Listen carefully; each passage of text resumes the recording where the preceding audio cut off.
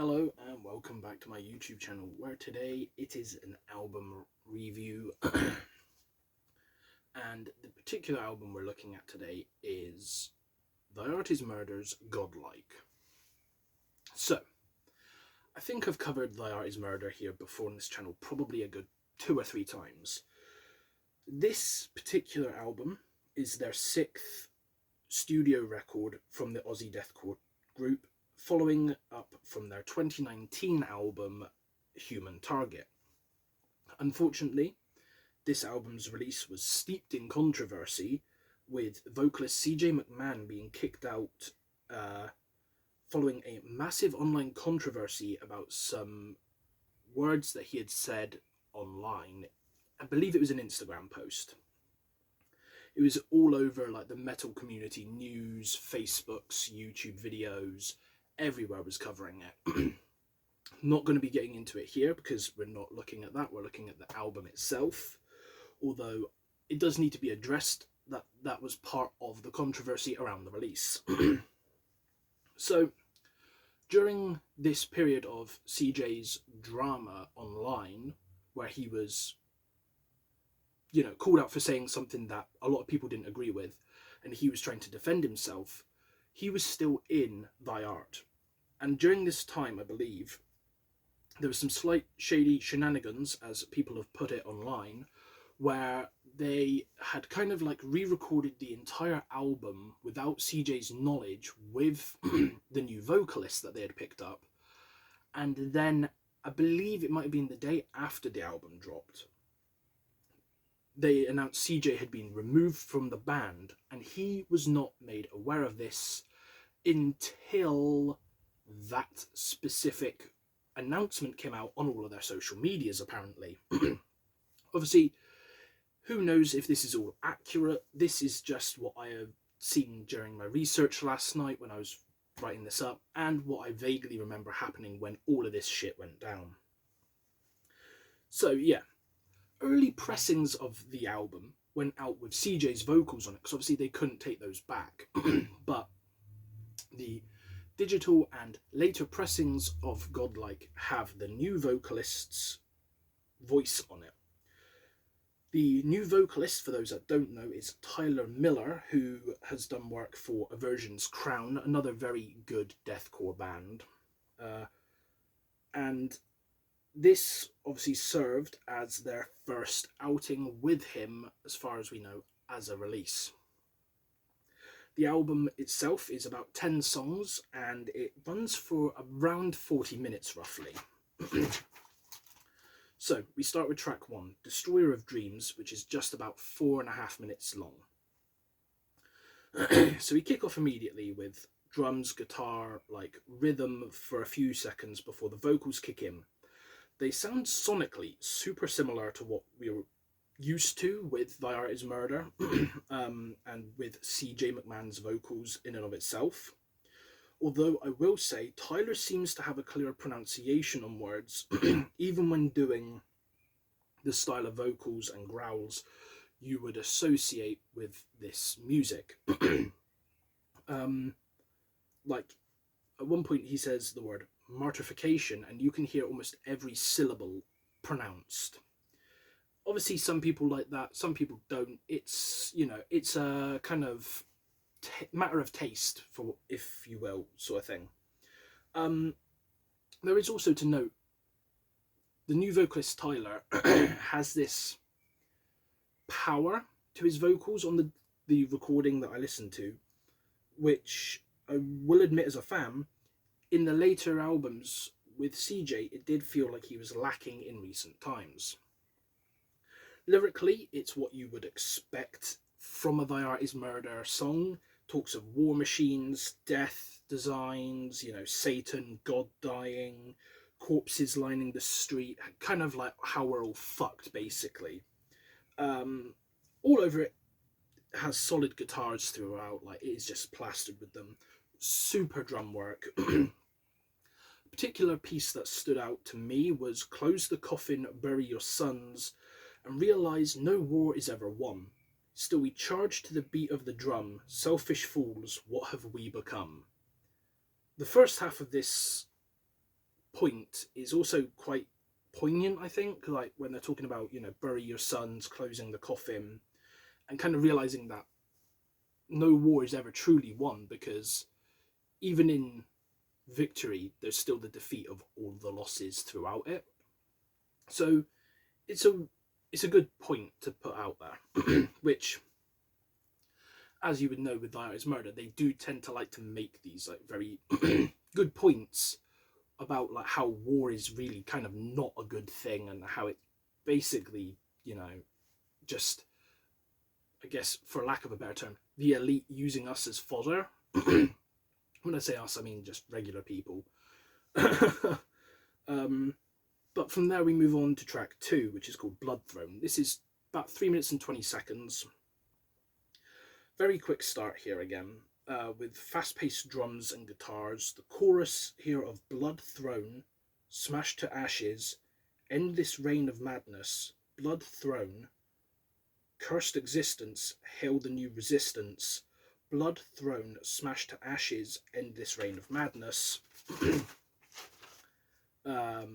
Hate is pure in the eyes of truth, the hammer of vengeance falls upon you. Being delivered super well.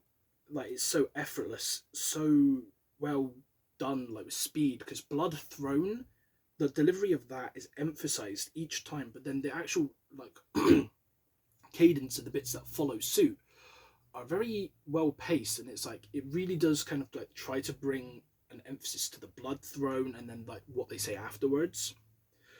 The breakdown towards the end has some snarly like sectors with like this almost like phlegmy sounding build up upon delivery, with like, and so they rot being driven home. And it is especially like the way that they deliver the word rot. It's almost like a retch, the best way I could describe the sound they make.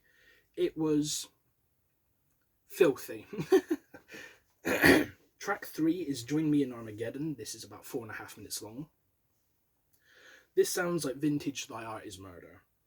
Crushing drums, solid guitars. The vocals are almost sounding like CJ at points. Like, it was hard to tell if this was, again, CJ's stuff left on accidentally or the new vocalist.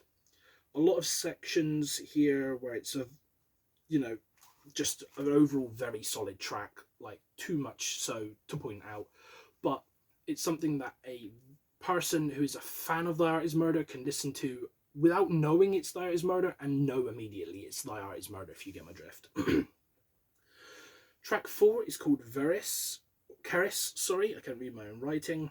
I also realised I did not note down the time for this one. So we start with a solid ugh that flows straight into the intro section.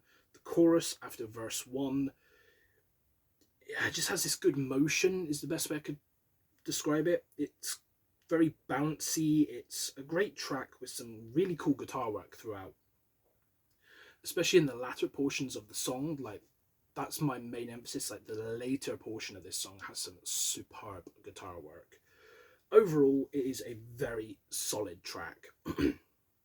Track 5 is called Everything Unwanted, and this is just over 5 minutes long. So we kick off with distant vocals. They're like really pushed back. They almost sound like they're in a cave, a bit of an echo on them.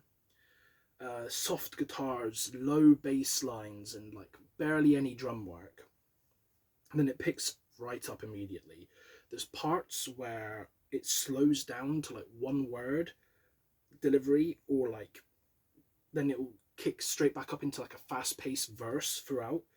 One section they go hopeless, legions, burning, violent annihilation, crushed, legions, squirming, this forsaken creation.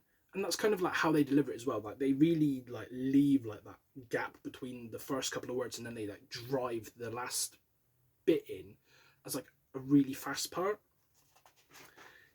And it has like this effective choppy delivery, which is aided if you use headphones, where it sounds like it's switching between your left and right ear. It really does feel like it's like the vocals are darting around in your head. Don't know what that was. It looks like I'm playing ping pong with myself. The guitars here again are superb. The later sections we get a long monologue-esque verse for a grandiose end to the track, which then brings us into track 6, called Lessons in Pain. This is about 4 minutes long, and the guitars welcome us immediately before we get the vocal line of "Beg for your fucking salvation, beg." The song rolls along with these cool guitar tones in between lines. Lyrically, it's, again, as expected from There Is Murder, it's nihilistic. It's, you know, a scathing look at being a human and how shit humans are. There's talk about pariahs burning empires.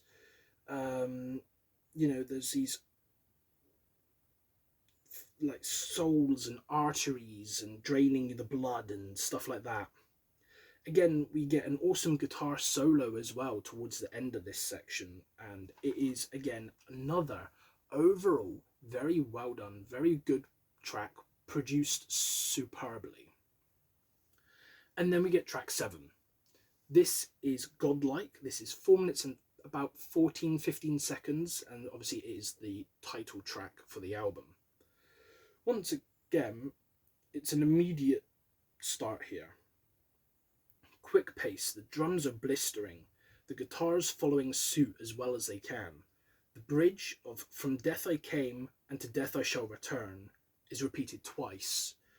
It's low-key very catchy and ended up getting stuck in my head for most of the evening. The chorus is also really good in my opinion. "No help in heaven, no fear of hell. Your life and your death bind your suffering shell. Prisoner of earth, king in the afterlife. We were born to be godlike." It's got some great delivery on this section, and each time it is just delivered so well. There's also lines of "embrace the beast inside you" and "God is vacant in me," which are also standout lines that are delivered superbly. I know I'm using the word superbly a lot, but this is just vintage, well-crafted Thy Art. Even with the new vocalist, it still feels like what we've came to know and love. It doesn't feel like a departure from their sound.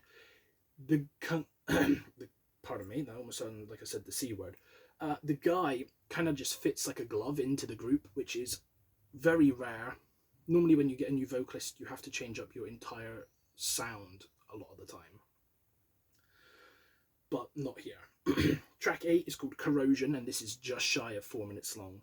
"Unhallowed be thy name" welcomes us, rips in immediately, follows up so well with the drums that are going 10 to a dozen, and again, points where the guitar work is so solid. This again feels very much like old school, early years Thy Art Is Murder. The end portion of this song also is rather epic, and I kind of just found myself getting lost in it. I know I say this a lot, but I did. I listened to it twice, and I just didn't want to pick stuff apart. I didn't want to critique it too much. I just wanted to enjoy the track because I liked it. And that is what we're here for. It is a fan of metal kind of just giving their opinion on albums and telling you what I enjoyed, sometimes what I didn't enjoy, But yeah, very solid song. Track 9 is called Anthema. It's about 3.5 minutes long, and again, this is another fast-paced, blistering open with a great opening section with lines of "Love has no home in the arms of a ghost," which gets, again, repeated twice. There's some deeper vocal sections here which weren't on other songs, which is nice to see Tyler kind of showing off what he can do. He does utilize some different tones that are obviously familiar, but he doesn't make them overstay their welcome, but he doesn't underutilize them, which I can find to be the case with some bands like this. They tend to have that one sound throughout an entire album, whereas CJ used to do it as well. They kind of like to keep it moving, keep things flowing, keep a different sound that's familiar, yet also has something that is quite uncanny, that you're like, has that been on the album already? And you're kind of second guessing yourself because it hasn't, but it sounds like it has, which I like. Overall, Anthema is a banger. Which then brings us on to the final track, track 10, Bermuda. This is 3 minutes and 14 seconds. The final track has pounding, bassy, staticky build-up into this atmospheric section of guitars, and it just builds and builds for about 50 seconds before the vocals come in. It doesn't yield at all though. They just run on until there's this line of, I remain in the absence of your light, which slows everything right back down again. And the final section is delivered so well. And then, after all of that, with this ambience, this atmosphericness, this almost like forlorn feeling, we fade out into nothing. And that is how the album ends. So, what are my thoughts?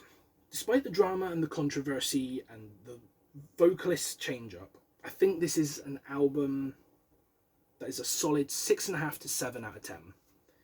You know, the vocals are almost indistinguishable from the original vocalist. The songs are super solid despite lyrically being nothing that new for Thy Art Is Murder, which is kind of like where I do tend to get a little bit bored of them. I love their music, I love their sound, but lyrically, it always seems to deal with the same subject matter: war, death, loss of hope, loss of life, loss of, you know, how the government are fucking the little people and stuff like that.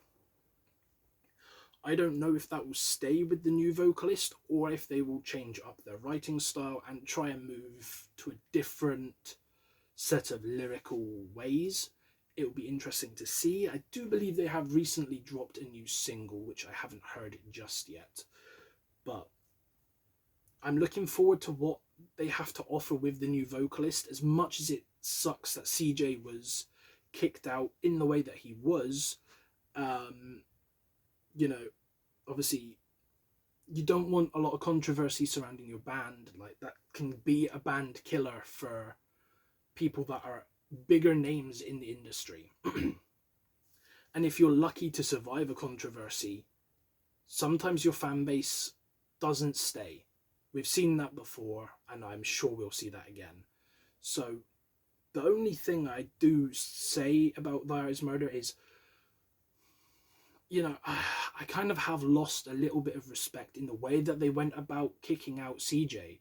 I think it was a little bit shady to keep him in the band, replace his vocals, and then kick him out when the album dropped without telling him. I think it was a bit shady to, you know, not just straight up say, look, we're delaying the album. CJ, you're going to be going. We don't want to be connected to you. We're bringing in Tyler. He's going to do all of the vocals, which there was a slight delay on this album, which was when the controversy happened. So they could do it, but they kept CJ around and as part of the band whilst it was all happening, which I think that is the part that rubbed some fans the wrong way. I feel like that probably rubbed CJ the wrong way, especially seeing as, you know, he always felt like he didn't really mean what he was being accused of, you know. Like I said, that's not something I want to get into. I don't delve into those like deep philosophical topics of offending different types of people, which is what he was accused of doing. Obviously, it sucks. I'm hoping for better communication from the band going forward, especially if there are any more lineup changes, etc. But yeah, that's all I've got to say on that. So what are my top tracks for this album? My top 4 will go from 4 to 1. 4, Godlike. 3, Bermuda. 2, Anthema. And number 1, Everything Unwanted. So there was a couple there that obviously had that indistinguishable old school Thy Art feel, and a couple there that were a bit more suited to the record. A little bit for any fan of the band. Hopefully, if you listen to it and like it, let me know what your favourite songs were. I'd love to hear your thoughts on the album. And with that being said, I will see you in the next video, which will be a discussion piece where I look at some artists and albums I'm hoping to see drop throughout this year. Remember to stay safe out there, my friends, and goodbye.